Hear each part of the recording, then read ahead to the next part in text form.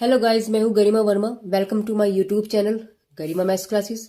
Guys, आज की इस वीडियो में हम लोग बात करेंगे बीएससी एग्रीकल्चर की बुक एलिमेंट्री मैथमेटिक्स के अंदर इंटीग्रेशन यानी कि समाकलन की एक्सरसाइज नंबर 5 के क्वेश्चन नंबर 11 से लेकर 20 तक इस वीडियो के अंदर हम लोग बात करने वाले हैं। इससे पहले की वीडियो में हम लोगों ने इस एक्सरसाइज 5 को स्टार्टिंग किया था, यानी कि 1 से लेकर 10 तक के क्वेश्चंस किया था। गाइज, उस वीडियो का लिंक आपको मेरे डिस्क्रिप्शन बॉक्स पर मिल जाएगा, साथ में आपको ऊपर आई टैब पर भी मिल जाएगा। वहां से जाकर के आप उसका लिंक आप ले सकते हैं। तो गाइज, करते हैं आज की इस वीडियो को स्टार्ट। देखिए, क्वेश्चन नंबर 11 में आपसे क्या कह रहा है।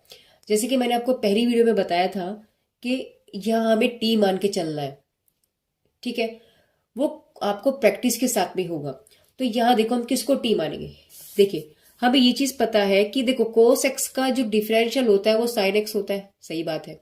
तो साइन तो यहाँ पर है नहीं, आपके पास साइन स्क्वायर है, तो साइन स्क्वायर तो नहीं है, साइन तो नहीं है, इसका मतलब आपके पास साइन स्क्वायर है। इसका मतलब हम कोस को तो टी नहीं मान सकते। अब साइन को हम टी मान ले, अगर देखो, अगर हम साइन को टी मान ले, साइन एक्स को अगर हम टी मान ले, तो उसका क्या हो जाएगा, differentiation with respect to x. तो साइन का होता है आपके पास कोस एक्स और d x is equal to d t. तो यानी कि कोस एक्स डी एक्स आपके पास क्या बन गया, डी टी। तो यहां से आपके पास आ गया, ये तो बन गया डी टी, और 1 अपॉन साइन को आपने टी माना तो नीचे आ गया आपके पास टी स्क्वायर। अब टी स्क्वायर की बात अगर हम करें आपसे, तो हमें ये चीज पता है कि एक्स की पावर एन का इंटीग्रल होता है गाइज, ठीक है। 1/n का इंटीग्रल नहीं होता, एक्स की पावर n का इंटीग्रल होता है। 1/x की पावर n का कोई इंटीग्रल नहीं होता, सिर्फ 1/x का होता है। 1/x की पावर n का नहीं, वो n कुछ भी हो सकता है, 2 3 4 5 समथिंग लाइक कुछ भी दैट। तो इसका इंटीग्रल नहीं होता, इसको मुझे इस फॉर्म में लाना पड़ेगा। कैसे करेंगे, इसको ऊपर ले जाओ, माइनस पावर होगी, तो तब इसका ये वाला फॉर्मूला अप्लाई होगा। ये फॉर्मूला आपसे क्या कहता है, एक्स की power n+1 upon n+1 plus के सी, ठीक है। तो यहाँ हम लोग क्या करने वाले, वही चीज करेंगे, यानी कि इस टी को आप ऊपर ले जाइए, यानी कि टी की पावर -2 डी टी। तो यहाँ से क्या सोल्व हो गया आपके पास, यानी कि हमें पता है ना कि एक्स की पावर n का इंटीग्रल क्या होता है, एक्स की power n+1 upon n+1 plus के सी। तो यहाँ आपके पास क्या हो गया, टी की पावर -2 + 1 -2 + 1 प्लस के सी implies दैट, यानी कि टी की पावर -1 -1 प्लस सी, यानी कि -1 अपॉन टी, क्योंकि पावर -1 है, से नीचे ले जाओ तो प्लस टी हो गया, प्लस सी। अब टी वैल्यू क्या था आपके पास, साइन एक्स था। तो यानी आपके पास क्वेश्चन क्या आंसर क्या बनेगा, 1/sin x -k प्लस के सी। तो यही इसका आंसर है। चलिए क्वेश्चन नंबर 12 की तरफ बढ़ते हैं और देखते हैं। क्वेश्चन नंबर 12 की अगर हम बात करते हैं गाइज, यहाँ पर हमें किसको टी मानना पड़ेगा। देखिए, थोड़ा सा समझने वाला कंसेप्ट है यहाँ पर। क्या है कि क्या हमें करना है, ये देखिए। अगर मैं देखो, tan इनवर्स को ही, x की पावर क्यूब को ही यहाँ पर आप टी मान लीजिएगा। सिंपल सी बात है, इसी के मानने से ये निकल जाएगा और इसी के मानने से ये निकल जाएगा। देखो क्या करेंगे, लेट हमने tan इनवर्स x की क्यूब को ही हमने क्या मान लिया, t। अब हमें ये चीज पता है कि tan इनवर्स x का जो डिफरेंशिएशन होता है वो क्या होता है। देखो, tan इनवर्स का डिफरेंशिएशन होता है 1/1 प्लस एक्स स्क्वायर, और x यहाँ पर कितना है, x क्यूब। तो क्या हो जाएगा, x क्यूब का स्क्वायर, यानी कि differentiation with respect to x। तो इसका डिफरेंशिएशन किया 1/1 प्लस एक्स स्क्वायर था, तो एक्स स्क्वायर का मतलब है एक्स क्यूब का स्क्वायर, dx बराबर dt, ठीक है। तो यहां से आपके पास क्या हुआ, 1/3 दूनी 6, तो 6 हो गया dx बराबर dt। इतनी बात तो समझ में आई। अब एक चीज समझने वाली क्या बात थी, tan इनवर्स x क्यूब का किया था हमने अभी। अगर ये x होता तो मुझे फर्क नहीं पड़ता, समझ रहे हो। अब यहाँ फंक्शन के अंदर फंक्शन है, tan इनवर्स भी एक फंक्शन है, लेकिन x क्यूब जो है वो भी एक फंक्शन है, यानी कि फंक्शन के अंदर फंक्शन है। तो हम लोग क्या करेंगे, यानी कि पहले तो tan इनवर्स x मान करके इसको, इसका डिफरेंशिएशन क्या ये आ गया, उसके बाद फिर हम एक्स क्यूब का भी करेंगे। तो एक्स क्यूब का डिफरेंशिएशन आपके पास क्या आ जाएगा, 3x², क्योंकि डिफरेंशिएशन का फॉर्मूला क्या होता है, वो होता है आपके पास x की पावर n का dy/dx अगर हम निकालें तो n x की पावर n-1। तो अगर आपके पास x³ है तो रखो यहाँ 3x की पावर 3-1 यानी कि 3x² यानी कि एक पावर कम हो गई। तो यहाँ से क्या किया आपने, यानी कि 3x²। तो यहाँ आपके पास आ जाएगा x² को तो देखो यही छोड़ दो, बाकी जो 3 है उठा करके इसके नीचे ले जाओ। तो देखो अब आपके पास बन गया x² dx अपॉन 1 + x6 और ये, यानी ये पूरी वैल्यू आपके पास बन गई। तो पूरे का मान कितना हो गया आपके पास, यानी मैं अगर आपसे कहूं तो ये सारी वैल्यू, यानी यहां से देखो इस तरीके से tan इनवर्स x³ तो अलग है और x² अपॉन 1 + x की पावर 6 dx, ये पूरी वैल्यू क्या बन गई आपके पास, dx अपॉन 3। तो इसको हमने क्या माना था t, और ये क्या बन गया आपके पास dt/3। तो 1/3 तो आप बाहर ले लीजिएगा dt, और बस कितना सिंपल क्वेश्चन बन गया देखो आप। अब t का इंटीग्रेशन आपके पास क्या हो जाएगा, हमें पता है x की पावर n का इंटीग्रल क्या होता है, n+1 अपॉन n+1, बस हो गया क्वेश्चन। तो यहाँ आपके पास क्या हो गया, t 1+1 अपॉन 1+1 प्लस के c इम्प्लाइज दैट, यानी कि 1/3 t²/2 plus c implies that 3 दूनी कितने हो गए आपके पास 6।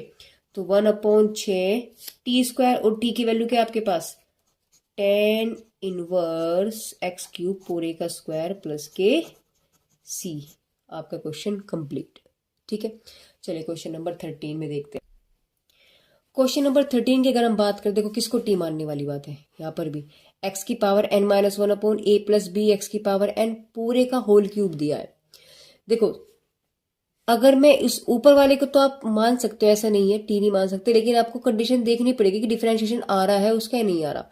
तो अगर मैं इसको टी मानूं तो क्या इसका डिफरेंशिएशन आ जाएगा, आप ये चेक करिए जरा, देखो जरा आपको दिया है x की पावर n-1, अगर आप इसको टी मानोगे उसका डिफरेंशिएशन क्या आएगा n-1, यानी कि और x की पावर n-1 में से भी एक पावर कम, और dx बराबर dt। तो आपके पास हो गया n-1 x की पावर -1 -2। तो ये कहीं आ रहा है क्या, इसमें कहीं है ही नहीं, इसका मतलब इसको t मानना तो कैंसिल। तो आपके पास क्या बचेगा, सिर्फ कंडीशन नीचे वाली बची, उससे निकल जाएगा।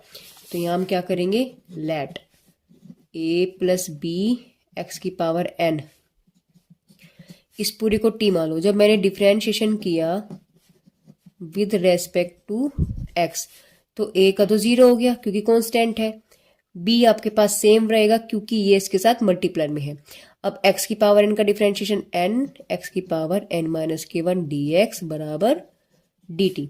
तो x की n-1 तो आपके पास आ गया, बाकी सब कुछ आपके पास ये फालतू है। तो हम क्या करेंगे, n-1 dx = dt, इसे इधर ले जाओ nb, बस। तो इसकी वैल्यू आपके पास निकल के आ गई। तो यहां से आपके पास क्या बन जाएगा, अकॉर्डिंग टू द क्वेश्चन, यानी इंटीग्रेशन ऑफ ये दोनों मिलके आपके पास बन गया dt अपॉन nb, और 1 इसको मैंने क्या माना था t, तो t की पावर 3। और अभी हम लोग क्या पढ़े थे, अभी हमने आपको बार बार बताया है कि x की पावर n का इंटीग्रल होता है, 1/x की पावर n का कोई इंटीग्रल नहीं होता। तो इसको हमें ये वाली फॉर्म बनानी पड़ेगी, यानी इसकी पावर को ऊपर ले जाओ। तो जब आप ऊपर ले जाओगे क्या बन जाएगा आपके पास, ये हो गया इंटीग्रल ऑफ t की पावर -3 है ना, और dt अपॉन nb। तो इम्प्लाइज दैट 1/nb, और इसका फॉर्मूला क्या होता है, x की पावर n का इंटीग्रल dx क्या होता है आपके पास, x की पावर n+1 अपॉन n+1। तो यानी कि t की पावर -3 + 1 -3 + 1 प्लस के c implies that 1/nb t की पावर -2 प्लस के c, यानी कि -1/2nb, और इसको आप नीचे ले जाओ तो t² हो गया प्लस के c। और t किसे मानना था आपने, यानी -2nb 1/a + b x की पावर n पूरे की उसका स्क्वायर, और प्लस के c। और गाइस यही इसका आंसर है ये। ठीक है, चलिए क्वेश्चन नंबर 14 की तरफ चलते हैं।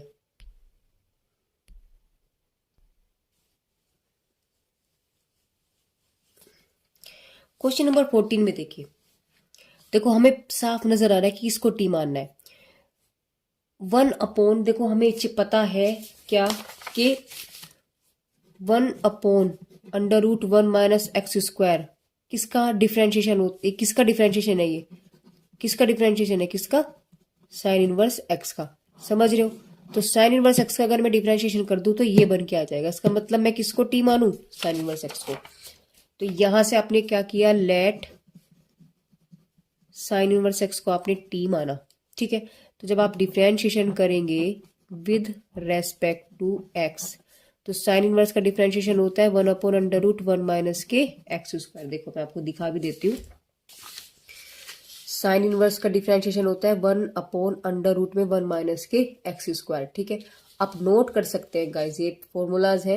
वीडियो को पॉज कीजिएगा, ठीक है, या स्क्रीनशॉट लीजिएगा और अपनी कॉपी पे आप उतार लीजिए, या एक पेपर पे आप इसको उतार लीजिए। ठीक है, आगे की तरफ करती हूँ मैं, और आप यहाँ से इसके सारे फॉर्मूले आप अपने पास रखें एक पेपर पर इसी तरीके से। ठीक है, चलिए आगे चलते हैं। ये निकल के आया, और dx बराबर आपके पास dt, यानी कि यहां से अगर आप देखें तो 4 तो बाहर आ गया आपके पास, और इसको तो मैंने t माना है, और dx अपॉन ये क्या बन गया आपके पास, dt। तो 4 और t का क्या बन गया आपके पास, t²/2 प्लस के c। तो इससे ये कट गया 2, तो 2 और t की वैल्यू क्या थी आपके पास, साइन इनवर्स। तो आपके पास आ गया साइन इनवर्स x का होल स्क्वायर प्लस के c। देखो कितने छोटे छोटे क्वेश्चन है। ठीक है, चलो क्वेश्चन नंबर 15 में देखते हैं क्या पूछा है। क्वेश्चन नंबर 15 की अगर हम बात करते, देखो इसमें हम क्या कर सकते हैं, किसको टी माने। देखो अगर मैं आपसे कहूं कि मैं यहाँ e की पावर x को टी मान लूं, तो भैया e की पावर x तो मेरे पास डिफरेंशिएशन में e की पावर x आएगा, ऊपर कहीं भी e की पावर x नहीं है।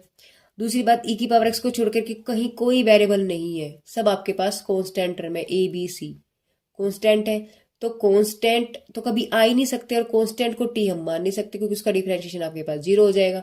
तो यहाँ वाली कंडीशन अगर हम देखें तो आप अभी टी को मानने वाली कंडीशन में अभी नहीं आए। इसका मतलब इस क्वेश्चन में भी कुछ चेंजेस करने बाकी हैं, जिससे कंडीशंस बन जाए कि हम किसी को टी माने या फिर कोई फॉर्मूला आपके पास बन जाए। ठीक है, तो हम लोग क्या करेंगे, देखो यहां से हम क्या कर सकते हैं, एक चीज समझने वाली है कि e की पावर x को आप यहां से कॉमन ले लो, जबरदस्ती कॉमन। जबरदस्ती कॉमन हम कैसे लेंगे, देखो इसे हम क्या लिख सकते हैं, इंटीग्रेशन ऑफ a e की पावर x अपॉन e की पावर x। मैंने बताया है अभी, ठीक है, लिख सकते हैं क्योंकि 1 है ना, इंटू 1 करके है, 1 को मैं कुछ भी लिख सकती हूँ, इसके साथ भी 1 है। तो यहां भी मैंने क्या लिखा, e की पावर x अपॉन e की पावर x, क्योंकि कट गया तो 1 ही आ गया, कोई फर्क थोड़ी ना पड़ा, प्लस c e की पावर x, c यहाँ आपके पास है ही। अब इस पूरे में से मैंने e की पावर x कॉमन ले लिया, तो आपके पास यानी e की पावर x ऊपर से कॉमन आ गया, नीचे क्या बचा आपके पास, यहाँ a e की पावर x, नीचे e की पावर x बाहर आ गया, नीचे क्या बचा आपके पास, b अपॉन e की पावर x और c dx। इससे तो ये कैंसिल हो गया, इसको ऊपर ले जाओ तो a e की पावर माइनस x, इसे ऊपर ले जाओ तो b e की पावर माइनस x प्लस के c और dx। ठीक है, अब कंडीशन बन गई आपकी t मानने वाली। तो अब क्या करेंगे ऐसे क्वेश्चंस में, देखिए यहां से अगर मैं इसी को t मान लूं तो क्या हो जाएगा, मैंने क्या किया, लेट b e की power minus x plus c को हमने t मान लिया। तो अब जब इसका हम डिफरेंशिएशन करेंगे, differentiation with respect to x, तो b तो कांस्टेंट है, कुछ नहीं फर्क पड़ा इस पे, और e की पावर x का डिफरेंशिएशन e की पावर x होता है। e की पावर x का जो dy/dx होता है ना, वो e की पावर x ही होता है।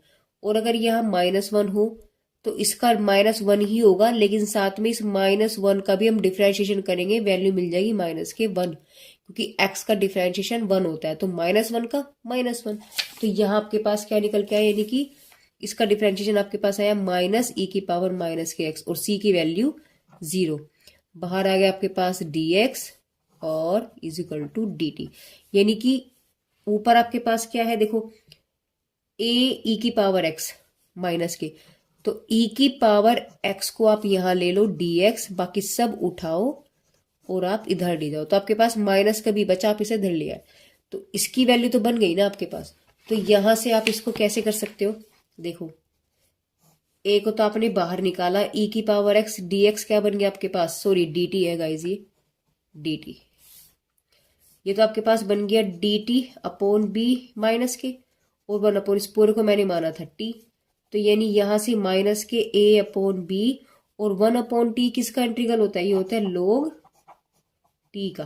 देखो मैं आपको दिखा भी देती हूँ, वन अपॉन एक्स किसका इंटीग्रल होता है, लोग एक्स का, ठीक है। तो यहाँ आपके पास टी है तो वो ये बन जाएगा, तो यहां से आपके पास फाइनल आंसर क्या बनेगा, टी क्या, टी किसको माना था हमने, बी ई की पावर माइनस एक्स प्लस सी को, तो बस उठाओ और यहां रख दो, तो आपके पास क्या बन गया, लोग बी ई की पावर माइनस एक्स प्लस के सी और प्लस के ये वाला सी, और यही आपके पास इसका आंसर होगा। चलिए क्वेश्चन नंबर, नेक्स्ट क्वेश्चन की तरफ चलते हैं, क्वेश्चन नंबर 16। क्वेश्चन नंबर 16 देखिए, 16 में क्या हो सकता है, देखो इन्होंने दिया है sine x upon sine x minus के कोस एक्स डी एक्स, क्या कर सकते हैं, देखो थोड़ा हट के हमें इसमें सोचना पड़ेगा, इसको टी नहीं, ऊपर वाले को तो हम टी मान ही नहीं सकते, ऊपर वाले से नीचे तो आ नहीं सकता, और अगर मैं नीचे वाले को टी मानूं तो साइन एक्स का कोस एक्स हो जाएगा, कोस एक्स का साइन एक्स हो जाएगा, तो आपके पास बचेगा कोस एक्स माइनस के साइन एक्स, तब भी नहीं आ रहा आपके पास, इसका मतलब यहाँ टी वाली कंडीशन फिलहाल तो है नहीं, इसका मतलब वो क्रिएट करना पड़ेगा। तो मैंने क्या किया, हमने यहाँ पर 2 से ऊपर मल्टीप्लाई कर दिया और 2 से नीचे मल्टीप्लाई कर दिया, तो आपके पास आ गया कोस एक्स, और ये आ गया आपके पास यहाँ डी एक्स, ठीक है। साथ में मैंने यहाँ पर कोस एक्स जोड़ दिया और माइनस के कोस एक्स कर दिया, यानी कोस एक्स को जोड़ दिया और कोस एक्स घटा दिया। चलो नेक्स्ट लाइन पे लिख दियो, आपको यहाँ नहीं लिखते, यहाँ लिखते हैं, इंटीग्रेशन मैंने 2 से तो ऊपर मल्टीप्लाई किया, 2 साइन एक्स माइनस के कोस एक्स, ठीक है। 2 से मल्टीप्लाई करने के बाद में मैंने इसमें कोस एक्स को जोड़ दिया और कोस एक्स को ही मैंने इसमें से घटा दिया, और डीएक्स चल रहा है, क्यों किया, क्योंकि साइन एक्स में से कोस एक्स घट रहा है, तो वही कंडीशन लाने के लिए मैंने ऊपर कंडीशन कर दी, इस पर क्वेश्चन पे फर्क भी नहीं पड़ता, तो जोड़ भी दिया और घटा भी दिया। अब यहां से 1/2 तो आप अलग निकाल लो, और इस 2 साइन एक्स को आप 2 बार लिख सकते हो, ऐसे साइन एक्स है ना, और साइन एक्स और प्लस कोस एक्स और माइनस के कोस एक्स तो आपके पास चल ही रहा है, नीचे आपके पास क्या है, साइन एक्स माइनस के कोस एक्स और डी एक्स। अब ऊपर कुछ ऐसी ही कंडीशन बना लो जो नीचे बनी, नहीं साइन एक्स माइनस के कोस एक्स, तो हमने क्या किया, 1/2 इंटीग्रल ऑफ इसको इसके साथ लिया, यानी इसको इसके साथ लिया, तो आपके पास आ गया साइन एक्स माइनस के कोस एक्स और प्लस के साइन एक्स प्लस के कोस एक्स, ठीक है। और इसको मैंने क्या कर दिया, अलग अलग कर दिया ऐसे, तो साइन एक्स माइनस के कोस एक्स, नीचे आ गया साइन एक्स माइनस के कोस एक्स और डी एक्स, देखो दोनों सेम है, ये तो कैंसिल हो गया, क्या बच गया आपके पास, 1/2 इंटीग्रल ऑफ 1 प्लस के sign x plus cos x upon sine x minus के कोस एक्स। अब ये क्वेश्चन बन गया टी कंसिडर करने लायक, क्यों, क्योंकि अगर मैं नीचे वाले को टी मान लू, लिखेंगे लेट, अगर मैं sign x minus cos x को टी मान लेती हूं, तो साइन एक्स का तो हो गया आपके पास कोस एक्स डिफ्रेंशिएशन, और कोस एक्स का होता है माइनस के साइन, तो माइनस माइनस प्लस के साइन एक्स हो जाएगा, ठीक है। और बाहर आपके पास dx आ गया और ये बन गया dt, देखो sign x plus cos x, sine x plus cos x, तो ये वाली कंडीशन तो बन गई, और 1 का इंटीग्रल क्या हो जाएगा, 1 का इंटीग्रल आपके पास हो गया x, तो ये वाला यानी इसको हमें अलग अलग करना पड़ेगा, इंटीग्रल 1 dx कर लो और plus integral of sine x plus के cos x sine x minus के कोस एक्स और dx, तो 1/2 एक्स वन का जो इंटीग्रल होगा वो क्या होता है आपके पास, एक्स होता है। तो ये आपके पास बन गया एक्स प्लस ये 1/2 इसके साथ भी है तो 1/2। यहां से देखो नीचे वाले को तो मैंने क्या माना था टी, तो 1 तो टी बन गया, और ऊपर वाला ये पूरा पोर्शन और ये dx बन के क्या बन गया आपके पास dt। अब क्वेश्चन आपका कंप्लीट हो गया। अब देखो यानी क्वेश्चन कितना डिफिकल्ट था बट कितना इजी हो गया। यहां से तो x/2 आ गया और 1/t यानी कि log t प्लस के c, तो यानी कि 1x/2 प्लस 1/2 log, और t हमने किसे माना था, देखो जरा साइन एक्स माइनस के कोस एक्स, बस जहां टी है तो वहीं पर हम लोग उसको उठा करके रख देंगे साइन एक्स माइनस के कोस एक्स और प्लस के सी। हो गया क्वेश्चन सिंपल, बस यही इसका आंसर है। एक बार रिपीट करती हूँ इस क्वेश्चन को कि किस तरीके से हुआ। हमने क्या किया इस क्वेश्चन में, मैंने ऊपर साइन से मल्टीप्लाई 2 से मल्टीप्लाई किया, नीचे भी मल्टीप्लाई किया 2 से, उसके बाद इसमें कोस एक्स को जोड़ दिया और कोस एक्स को मैंने माइनस कर दिया। ऐसा करने से मुझे और क्या करना पड़ा, इस 2 साइन एक्स को मैंने 2 बार खोल लिया क्योंकि 1/2 होता है, ठीक है, 2 बार खोल लिया। अब नीचे वाली कंडीशन बनाने के लिए साइन एक्स के साथ माइनस के कोस एक्स ले लिया, इसके साथ ले लो चाहे इसके साथ ले लो कोई फर्क नहीं पड़ता, बात एक ही है। तो मैंने इन दोनों को ले लिया, तो यहाँ आपके पास साइन एक्स माइनस के कोस एक्स हो गया और प्लस के ये दोनों बची गए। नीचे वाली कंडीशन को मैंने अलग अलग कर दिया, इसके अपॉन ये और इसके अपॉन ये, ऐसे अलग अलग कर दिया। अब मैंने देखा दोनों सेम है तो कैंसिल हो गए, तो वैल्यू आ गया आपके पास 1, ये कुछ भी नहीं रहा तो आपके पास ऐसे बन गया। अब यहां से अगर मैं नीचे वाली टर्म को अगर मैं टी मान लेती हूँ तो ऊपर वाला बन जाता है, बन गया। जब ये ऊपर वाला बन गया तो बस उठाओ वैल्यू और कर दो। तो 1 का तो इंटीग्रल आप, मैंने यहाँ क्या किया पहले इसको मैंने अलग अलग कर दिया, तो 1 वाला अलग हो गया और ये पूरा डंगा आपके पास अलग हो गया। 1 का इंटीग्रल आपके पास होता है x, और यहाँ आपके पास ये पूरा तो बन गया था dt, और नीचे वाली कंडीशन को माना था t, तो 1/t dt, तो 1/t log t हो जाता है, log t। अब t की वैल्यू साइन एक्स माइनस के कोस एक्स से उठाई रख दी, आंसर। चलो क्वेश्चन नंबर 17 देखते हैं। क्वेश्चन नंबर 17 में देखो 1 माइनस एक्स स्क्वायर जो अंडर रूट है 1 में किसका इंटीग्रल हो, किसका डिफरेंशिएशन होता है, बस ये याद होना चाहिए। तो आप समझ जाएंगे किसको टी माने, क्योंकि टी जिसे मानते हैं उसका डिफरेंशिएशन होता है। तो यहां हमें पता है किसका होता है, साइन इनवर्स एक्स का। देखो किसका डिफरेंशिएशन होता है, साइन इनवर्स एक्स का। अगर मैं dy बाई डी एक्स कर दूं तो 1/√1 माइनस एक्स स्क्वायर बन जाएगा। देखो ये वाली वैल्यू और नीचे सेम है ना, तो इसका मतलब मैंने क्या किया, जो नीचे वाला बन जाए तो हम लोग क्या करेंगे, ऊपर यानी कि let m sine inverse x को ही t मान लेंगे। तो जब मैंने इसका डिफरेंशिएशन किया विद रेस्पेक्ट टू x तो m तो सेम रहा, और साइन इनवर्स का डिफरेंशिएशन हो गया 1/√1 माइनस की एक्स स्क्वायर और dx is equal to dt। तो देखो m फालतू है यहाँ से, तो 1/√1 minus x square dx is equal to, उठाओ इसे इसके नीचे ले जाओ, तो इस पूरे की वैल्यू क्या निकल गई आपके पास dt/m। बस अब क्वेश्चन पे आ जाओ, तो e की पावर इस पूरे को हमने क्या माना था t, और dx अपॉन ये क्या बन गया आपके पास dt/m। देखो क्वेश्चन क्या था और क्या क्वेश्चन बन गया, तो 1/m इंटीग्रल ऑफ t और dt। तो यहां से 1/m e की पावर t का इंटीग्रल e की पावर t ही होता है प्लस के c, t की वैल्यू क्या थी ये, तो आपके पास आ गया 1/m e की power m sine inverse x plus के c, और यही इसका आंसर है। चलो क्वेश्चन नंबर 18 की तरफ चलते हैं। देखिए क्वेश्चन नंबर 18 आपको दिया integral of tan 1 plus log x upon x dx, किसको t माने। देखो नीचे x आ रहा है यानी कि 1/x है, यानी कि 1/x,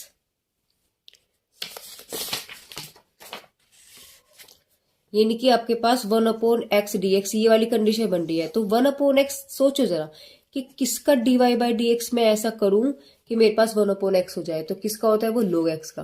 तो यहाँ log x को t नहीं मानने के, इस पूरे को ही t मान लो, तो आपके पास क्या बन गया, यानी कि let 1 plus log x equal to t। तो जब मैंने इसका dy बाई किया यानी कि डिफरेंशिएशन किया मैंने विद रेस्पेक्ट टू x, तो क्या हो गया आपके पास, यानी कि 1 का तो हो गया 0 और log x का हो गया 1/x, और dx is equal to dt। ठीक है, चलो, यानी यहां से आपके पास क्या हो गया, टेन, ये तो बन गया टी, और डी एक्स अपॉन एक्स क्या बन गया आपके पास, डी टी। ये लो हो गया क्वेश्चन। और log टी यानी कि टेन टी, टेन टी का इंटीग्रल क्या होता है आपके पास, देखो टेन टी यानी टेन एक्स का इंटीग्रल होता है log sec एक्स। तो बस आपके पास क्या हो गया, log sec टी प्लस के सी, और टी की वैल्यू क्या थी आपके पास, थी sec यानी कि 1 प्लस log एक्स प्लस के सी। और आपका क्वेश्चन कंप्लीट। चलिए क्वेश्चन नंबर 19 भी देख लेते हैं कि 19 में क्या है।